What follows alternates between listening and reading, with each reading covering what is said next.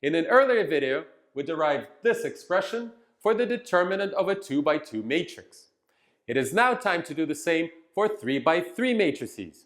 That is, come up with an algebraic criterion for the columns of a 3 by 3 matrix to be linearly dependent. Now, the situation with 3 by 3 matrices is much more complicated than with 2 by 2 matrices.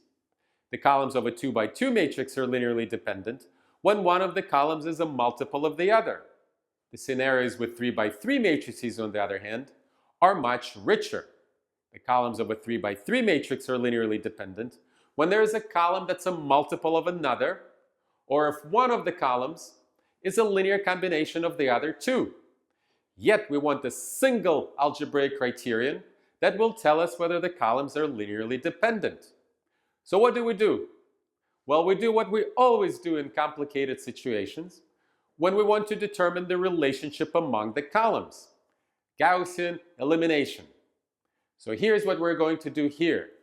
We will assume that A is not 0, and ultimately this assumption will not matter, just like it didn't matter in the case of 2 by 2 matrices. And we will eliminate the two entries below A. And that will produce the kind of matrix that we've encountered before, and we'll know just what to do.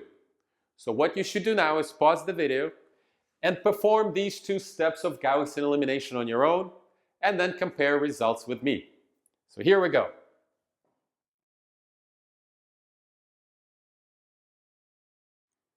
And here's what we get. And now we should realize that we've encountered a matrix that satisfies this pattern before, namely that there is a non-zero entry right here, and the other two entries in the column are 0. And what we discovered then is that the columns of this matrix are linearly dependent only if the columns of this 2 by 2 submatrix are linearly dependent. And so, as mathematicians would put it, we reduced a 3 by 3 question to a 2 by 2 question. And how do we determine whether the columns of this 2 by 2 matrix are linearly dependent algebraically? Well, we already have a perfectly good criterion for 2 by 2 matrices. We will simply determine the determinant of this matrix. We'll evaluate the determinant of this matrix, and we'll see whether or not it's 0. That will be another task that I'll invite you to perform on your own. But let's first preview what will happen. Initially, you'll have 8 terms, 4 from this product and 4 from this product.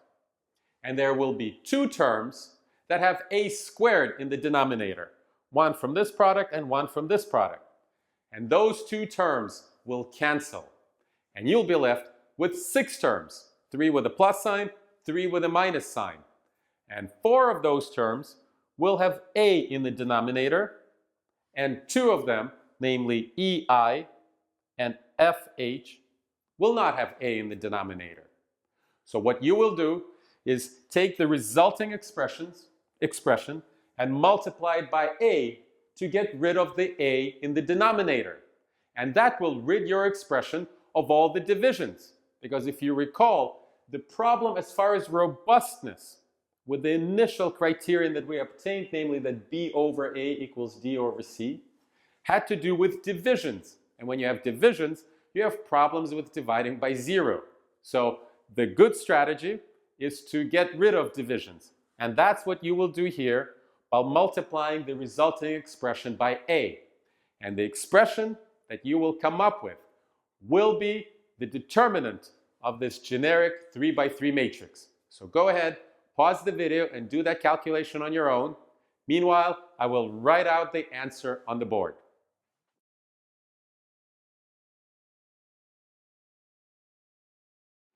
And here we go. Here is the celebrated formula for the determinant of a 3 by 3 matrix.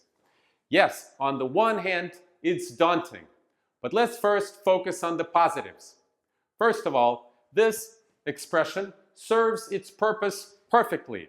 It is 0 when the columns of this 3 by 3 matrix are linearly dependent, and it is not 0 when the columns of this matrix are linearly independent.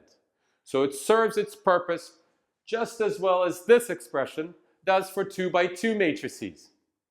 It serves its purpose perfectly universally and robustly. It works for all 3x3 matrices. Furthermore, you do not need to memorize this formula in order to use it. I will show you 3 simple ways of applying this formula without memorizing the actual expression. That will come next, and then we'll talk about 4x4 and higher order determinants.